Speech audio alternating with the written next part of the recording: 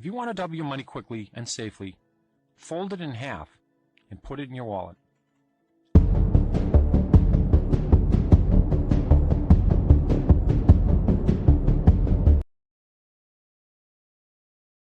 Good stock can take 2, 3, even 5 years before it really pays off. It's not 2 or 3 weeks. It's not 2 or 3 months. My best stocks have been in my 5th, 6th, 7th year.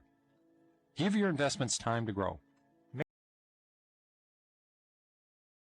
When prices are at absurd extremes, the case, the logic for a market call is very strong, and the probability of being right is very high.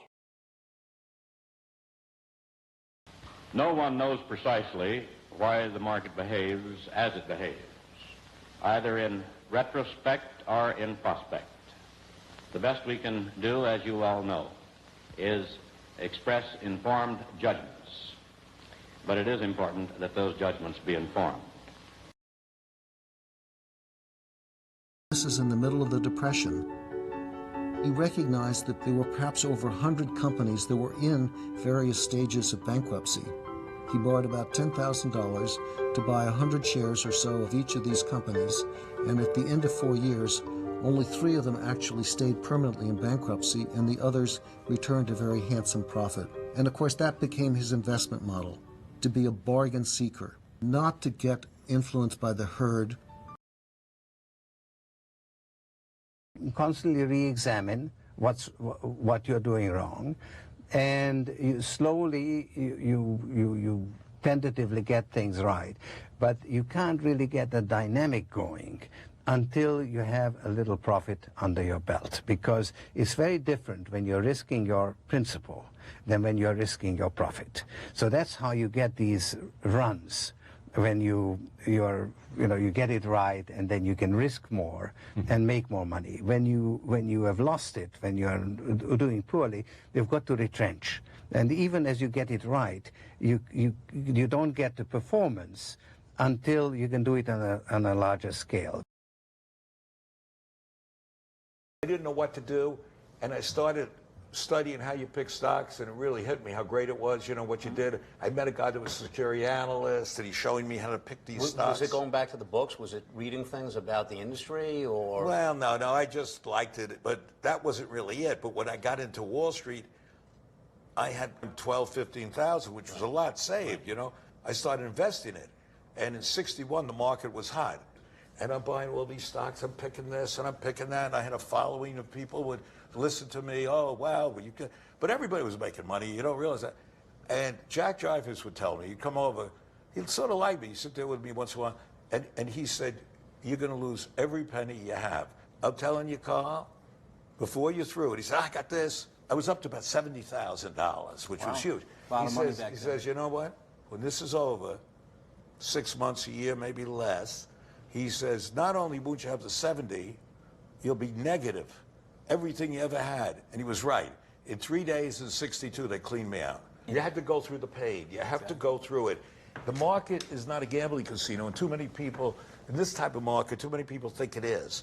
And especially now with low interest rates. So it's really a dangerous place today. How to invest.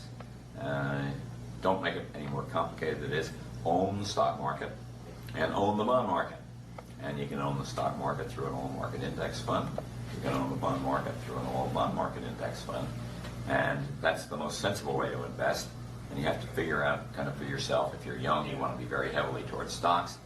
If you're old and you've got more wealth, less appetite for risk, and need income more, you want to tilt heavily to bonds. It's a lifetime asset allocation struggle. And just make sure the funds you buy are low cost.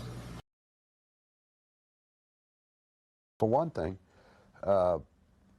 commodities especially used to trend, not dramatically trend, but trend. So if you could get the trend right, you'd bet on the trend, and you'd make money more often than you wouldn't, whether it was going down or going up. It's so overwhelming that you're going to clean up on a particular anomaly, because if they were, other people would have seen them. So they have to be subtle things. And you put together a collection of these subtle anomalies, and you begin to get something that will predict pretty well. Let's say you could save $10,000 at 22, and you can earn a 10% return on that money between now and the time you retire. What would you have in 43 years? The answer is you put aside $10,000, you don't save another penny, and you invested it and you earn 10% on your money each year, you'd have $600,000 in year 43. And the reason for that is, well, in year 1, your $10,000 would become 11. In year 2, your $11,000 would grow by 10%. And so you'd be earning interest not just on your original principal, but you'd earn interest on the interest you'd earned in the previous year. And that compounding effect allows money to grow in an almost exponential fashion. Now, obviously, if you earn more than 10%, you can earn even higher returns. Defining your circle of competence is the most important aspect of investing. It's not how important, how large your circle is. You don't have to be an expert on everything. But knowing where the perimeter of that circle of what you know and what you don't know is, and staying inside of it, is all important.